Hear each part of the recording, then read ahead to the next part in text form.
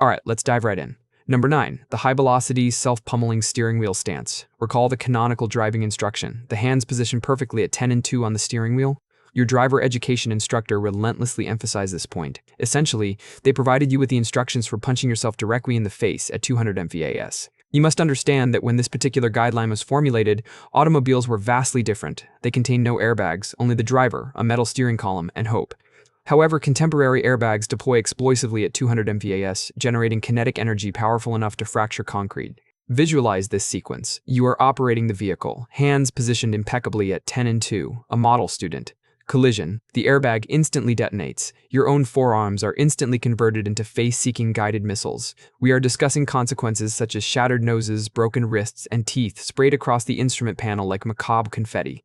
The most astounding fact, schools continue to instruct this method to new operators, acting as if they are paralyzed in 1985, while we navigate the era of electric cars and mobile communication.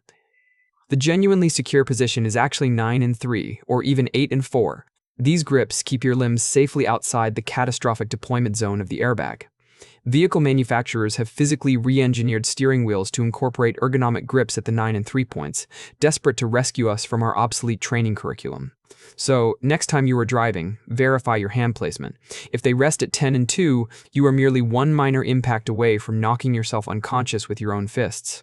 Number 8. The internal blood cascade nosebleed treatment. Are you experiencing a nosebleed? The immediate conditioned reflex is to rapidly tilt your head backward. That is exactly what you were taught in school, correct? It turns out that this instruction is essentially a manual for attempting to drown yourself in your own blood. When you recline your head, all the fluid flows directly down your throat. You are essentially transforming your trachea into an internal blood slide.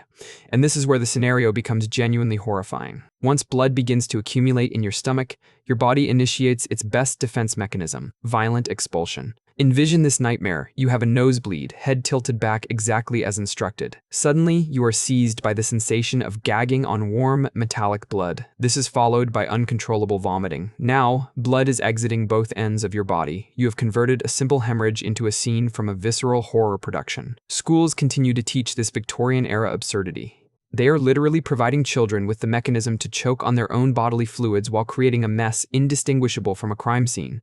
The proper methodology: sit completely upright and lean marginally forward. Apply firm pressure to the pliable part of your nose for a full 10 minutes. Allow the blood to drip outward, not inward. It is that straightforward. But no, let's continue conditioning children to swallow blood until they puke. What possible detriment could arise? If you've watched this far, please give me a like and subscribe. Since I lost my old channel, I truly need your support. Alright, let's continue now. Number 7. The infant bone-shattering Heimlich. Visualize this traumatic scenario. A baby begins choking in a busy restaurant. Total panic grips the room. You rush forward, armed with your knowledge of the school-taught Heimlich maneuver, poised to become the savior. You execute those aggressive abdominal thrusts learned in basic health class. Congratulations. You have successfully converted a choking infant into an infant with severe internal bleeding. Schools disseminate this single, universal choking rescue protocol as if all human anatomy were identical. They demonstrate violent abdominal pressures that are appropriate for fully grown adults. Applying that technique to a baby, you might as well be utilizing a sledgehammer to crack an eggshell. Baby skeletons are fundamentally cartilaginous, essentially jello. Their internal organs are minuscule, smaller than ping-pong balls. Their ribs snap with the fragility of dry twigs. That heroic Heimlich you executed could rupture their liver, collapse their lungs, or fragment their ribcage into a splinted mess. If that fails, proceed with cautious chest compressions. It bears no resemblance to the grappling moves taught in mandatory health education. But schools persist in teaching this oversimplified, perilous adaptation. People walk away thinking they are prepared to preserve life. In reality, they are one choking baby away from appearing in the evening news for all the wrong reasons. Number 6. The earthquake doorway harbinger of death. An earthquake commences. If you are like millions of students, what is your reaction? You sprint toward a doorway. Your instructor ingrained this command into your consciousness: stand within the doorframe. It is the most fortified section of the structure. That particular piece of counsel belongs in a historical archive, shelved adjacent to the concepts of bloodletting and lobotomies. This fiction originated with 19th century adobe structures. But your contemporary house, your modern apartment? That doorway is simply a rectangular aperture in the wall, often with a large, swinging wooden weapon affixed to it. During seismic shaking, that door transforms into a 100-pound wooden demolition ball. The ground trembles, the door slams violently, and you are standing directly in its destructive path. It's comparable to receiving repeated forceful slaps from a colossal wooden hand while attempting to maintain your footing on a vibrating trampoline. But wait, it degrades further. Doorways are natural centers for decoration. Light fixtures, mirrors, hanging plants, pictures. All of this becomes deadly shrapnel raining down upon your cranium. You are essentially volunteering to occupy the epicenter of the debris drop zone. Meanwhile, legitimate earthquake specialists are loudly insisting, take cover beneath a sturdy table. But schools continue to preach the doorway dogma as if we were stuck in 1875. Children mature believing doorframes possess inherent magical protective capabilities. They absolutely do not. They are death traps held together by hinges. Number 5. The tornado window self-annihilation protocol. A tornado warning sounds loudly. What action did your teacher mandate?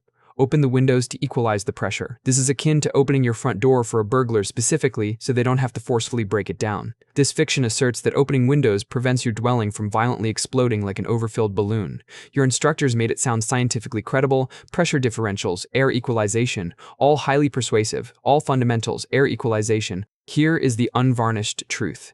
Tornadoes do not approach politely. They are not concerned whether your windows are closed or open. They tear apart structures like moist tissue paper. Actively opening your windows merely facilitates the tornado's ability to destroy your home faster. You are literally providing the wind with a handhold, allowing it to peel your roof off like the lid of a sardine tin. But here is the mechanism that kills people. While you are scurrying around playing window operator, adjusting your home's air management system, a freight train composed of debris and wind is rapidly bearing down on you. Those precious seconds you squander could have been your lifeline to the lowest level of the building. Instead, you are upstairs, meticulously preparing your house for effortless destruction.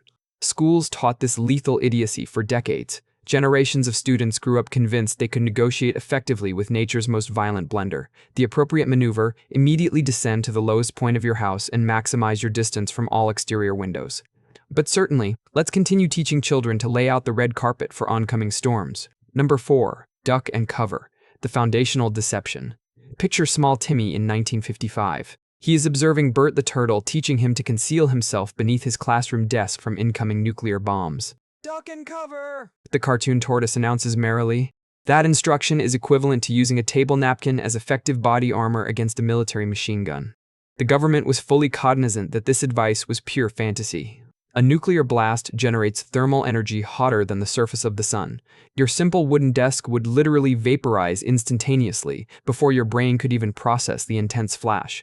The initial heat would convert your body to ash while you were still trying to comprehend what was occurring. The resultant blast wave travels faster than the speed of sound. By the time any audible noise registers, you are already gone, atomized, and scattered by the wind. But hey, at least you expired in the correct duck and cover position, right? They forced millions of children to perform this futile ritual. Every 7 days, the concept of nuclear annihilation became as routine as standard recess. Attention, children, time to practice surviving the unsurvivable. The true motivation for these drills was simple crowd management. The government could not risk mass hysteria regarding inevitable doom. It was far preferable to provide them with busy work while the missiles were airborne. Make them feel they possessed some semblance of control over the uncontrollable. An entire generation matured believing their school furniture was a nuclear bunker. Some of them still maintain that belief. That is not education. That is psychological warfare waged against children, teaching them that a simple piece of carpentry could rescue them from the very force that leveled entire metropolises. Number 3. D.A.R.E, the intervention that inadvertently generated more drug users. Do you remember the kindly officer?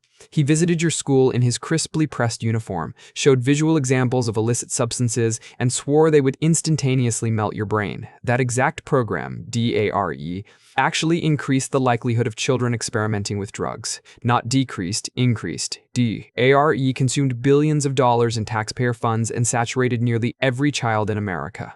The strategy appeared infallible, terrorized children into abstinence with dire warnings, handcuffs, and a memorable jingle. What could possibly go wrong? Everything did. They emphatically asserted that marijuana was essentially liquid death. One simple inhalation and you would be compelled to rob filling stations by Tuesday. But then children observed their older siblings smoking cannabis and not dying immediately. They did not transform into depraved zombies. They simply became hungry and watched cartoons. Once children realized they had been blatantly lied to regarding marijuana, the entire program's credibility evaporated. If they fabricated the truth about cannabis, what other untruths were they propagating? Perhaps heroin wasn't so terrible either. It is analogous to informing children that stealing a single cookie leads directly to a bank robbery charge. Once they steal a cookie and remain crime-free, your authority is permanently shot. Studies indicated that D.A.R.E. graduates were demonstrably more curious about drugs than children who never participated in the program. Reflect on that reality. The supposed anti-drug intervention operated essentially as a drug introduction course. Here is the visual profile of cocaine. Here is the common method of consumption. Here are its physiological effects. The government continued to provide funding for this disastrous failure for decades. They literally paid billions of dollars to encourage drug experimentation among the youth population. That is not a preventive program. That is an immensely expensive practical joke played upon taxpayers. Number 2, the college or pauperism deceit. Your guidance counselor called you into their office during your final year, stared directly into your eyes, and swore that without a university degree, you would assuredly die destitute beneath a bridge. That singular lie contributed to $1.7 trillion in outstanding student debt. Trillion, commencing with a T. Currently, 43 million Americans are financially paralyzed. They are incapable of purchasing homes, unable to start families, and frequently cannot even afford the careers their degrees prepared them for. Meanwhile, Mike, the certified electrician, is collecting six-figure checks without ever completing a student loan application. Sarah, the master plumber, just bought her second house, paying with cash. There is a gargantuan shortage of highly skilled workers right now. Massive. Plumbers are commanding fees of $200 per hour, while philosophy majors are serving specialty lattes for gratuities. Certified welders are routinely declining job opportunities, while business graduates are distributing their 500th resume. Trade school typically requires 2 years and costs a mere fraction of university tuition. You graduate equipped with tangible skills and immediate job offers, often multiple organizations competing to hire you. Contrast this with investing 4 years studying abstract theories for a degree leading directly to unemployment. But schools operate like commission-based college recruiters. They quantify success based on university acceptance percentages, not based on whether you will secure actual employment. They would prefer to see you major in 18th century button design than suggest learning how to repair air conditioning units in a place like Phoenix. Your guidance counselor will never inform you that many skilled tradespeople substantially out-earn college graduates, nor that you will begin accumulating capital while your university peers are still accruing debt studying subjects they will immediately forget upon graduation. The actual failure is not bypassing college. It is believing that a piece of paper justifies 2 decades of absolute financial bondage. Number 1, stranger danger. The counterproductive safety advice that empowers predators. Do not converse with strangers. Every child has heard this imperative countless times. It is considered the cardinal rule of child safety. It is also fundamentally reversed and increases a child's vulnerability to the genuine threats. Here is the chilling, terrifying reality that will make your skin crawl. 90% of child abuse originates from individuals the child already knows intimately. Not the random individual in the park, not the woman walking her dog, but the trusted coach, the family acquaintance, the relative universally adored. Therefore, we are actively programming children to be terrified of helpful strangers, while simultaneously placing trust in familiar abusers. We are literally training them to approach danger and flee from assistance. Picture your frightened, crying child lost in a crowded shopping complex. They are seeking you, but they will not request help from the security officer. He is a stranger. They will not approach the mother accompanying 3 children, a stranger. They will not signal the police officer stranger danger. They are paralyzed by misplaced fear while the actual threats maintain familiar faces and welcoming expressions. Here is the morally repugnant part. They seamlessly transition into the cool uncle who permits late hours, the helpful neighbor always supplying candy, the trusted family friend who volunteers to babysit. Meanwhile, children are running away from uniformed police officers who possess the capacity to help them.